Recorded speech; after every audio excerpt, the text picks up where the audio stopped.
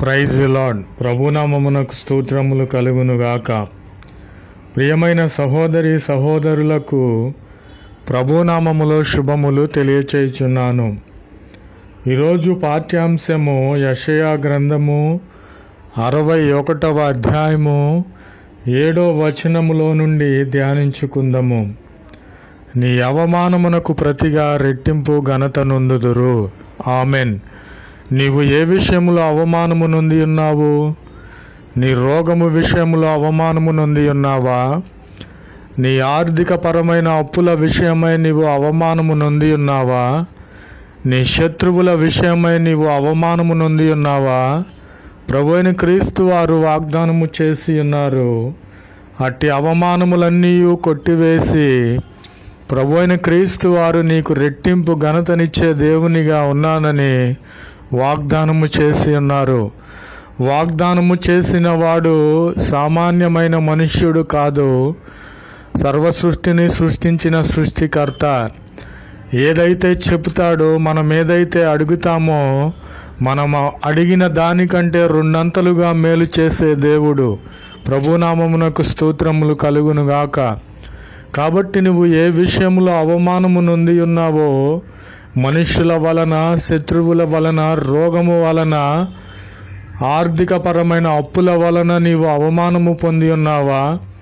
Court కేసులను బట్టి నీవు అవమానము పొంది ఉన్నావా? నా వారే అనుకున్న వారిని బట్టి నీవు అవమానము పొంది ఉన్నావా? పోలీస్ స్టేషన్ కేసులను బట్టి నీవు అవమానము నొంది ఉన్నావా?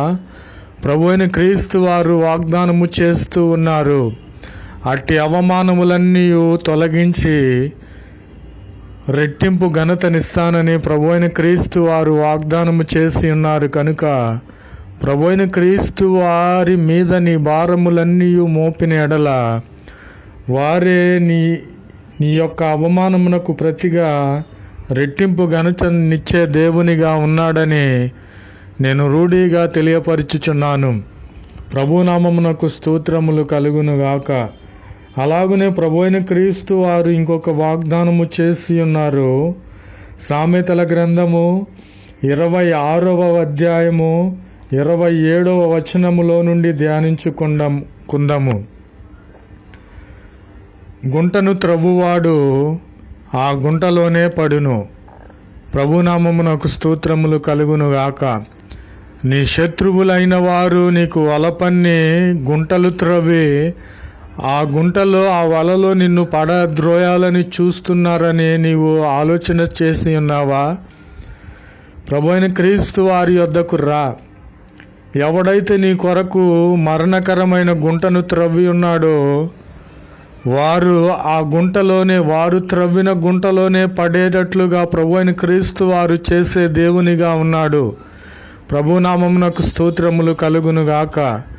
ప్రియమైన సహోదరి సహోదరులారా, ఈ మాటలు అబద్ధములు కావు, ఎంతో నిజమైనవి.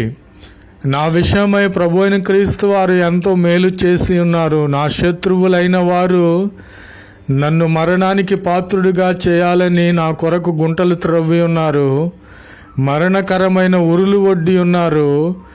కానీ ప్రభువైన క్రీస్తు వారిని నేను నమ్ముకొని ఉన్నాను కనుక, ప్రభువు వారి మార్గములో నేను నడుచుచున్నాను కనుక, ప్రభువైన క్రీస్తు వారు నా యందు కనికరించి, ఎవరైతే నా శత్రువులు నా కొరకు మరణకరమైన గుంటలు త్రవ్వి ఉన్నారో, ఎవరైతే నా కొరకు మరణకరమైన వలలు ఒడ్డి ఉన్నారో, వారు ఒడ్డిన వల వారికే ప్రాప్తించేటట్లుగా నా కొరకు వారు త్రవ్విన గుంటలో వారే పడేటట్లుగా చేసి ఉన్నాడు. ప్రభునామమునకు స్తోత్రములు కలుగునుగాక. ఇది సజీవమైనటువంటి సాక్ష్యముగా నేను చెప్పుచున్నాను. కాబట్టి ప్రభువైన క్రీస్తు వారు మరలా వాగ్దానము చేసి ఉన్నారు. నెహెమ్యా గ్రంథము 4వ అధ్యాయము 20వ వచనములో, మన దేవుడైన యెహోవా మన పక్షముగా ఉండగా, మన పక్షముగా యుద్ధము చేసే దేవునిగా ఉన్నాడు. ప్రభునామమునకు స్తోత్రములు కలుగును కాక. మన కొరకు మనం అవమానములు పొందడానికి కారకులైనటువంటి శత్రువులను మట్టి కరిపించే దేవుడు. మన కొరకు మరణకరమైనటువంటి గుంట త్రవ్విన వారిని అదే గుంటలో పడద్రోసే దేవుడు. ప్రభువైన క్రీస్తు వారు మన పక్షముగా ఉన్నారు కదా. నా పక్షముగా ఉండి నా శత్రువులైన వారి మీదకి యుద్ధము చేసి వారిని ఓడించి అంతము చేసి నాకు గొప్ప విజయాలను దయచేసిన దేవుడు. ప్రభునామమునకు స్తోత్రములు కలుగునుగాక. నేను ఎప్పుడైతే మనుషులను ఆశ్రయించక, అధికారులను ఆశ్రయించక, రాజకీయ నాయకుల వైపు నేను చూడక, వారిని ఆశ్రయించక, ప్రభువైన క్రీస్తు వారినే నేను ఎప్పుడైతే ఆశ్రయించి ఉన్నానో, ఆయన నా పక్షముగా ఉండి నా శత్రువులైన వారి మీద యుద్ధములు జరిగించి పరాక్రమము కలిగిన యుద్ధ వీరునిగా ప్రభువైన క్రీస్తు వారు శత్రువుల మీద పడి వారిని అంతము చేసి కూల్చి వారు సిగ్గునొంది అవమానము నొందేటట్లుగా చేసిన దేవుడు. కాబట్టి ప్రభువైన క్రీస్తు వారే మన పక్షముగా యుద్ధము చేస్తూ ఉన్నప్పుడు మన విరోధి అయినటువంటి వాడు నాశనమునకు కారణమవుతాడని ప్రభువైన క్రీస్తు వారి పేరట మిమ్ములను వేడుకొనుచున్నాను. ప్రభునామమునకు స్తోత్రములు కలుగునుగాక. కాబట్టి నా ప్రియ సహోదరి సహోదరులారా, నీవు అవమానము పొంది ఉన్నావా?